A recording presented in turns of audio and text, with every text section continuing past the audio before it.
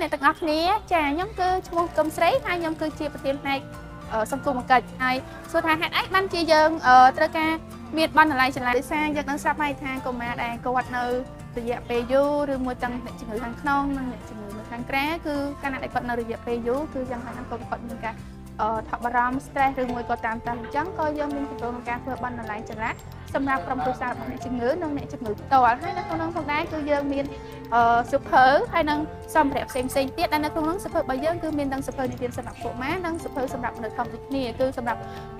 អ្នកជំងឺផ្ទាល់និងសម្រាប់ក្រុមគ្រួសាររបស់គាត់ផ្ទាល់ចាសម្រាប់បណ្ណាល័យចល័តថ្ងៃនេះផងដែរគឺយើងបានបែងចែកកាលវិភាគដូចគ្នានៅក្នុងនោះគឺយើងតែងតែធ្វើពីថ្ងៃច័ន្ទដល់ថ្ងៃសុក្រហើយយើងតែងតែធ្វើទាំងជំងឺទាំងអ្នកជំងឺដែលនៅខាងក្នុងនិងអ្នកជំងឺដែលនៅខាងក្រៅ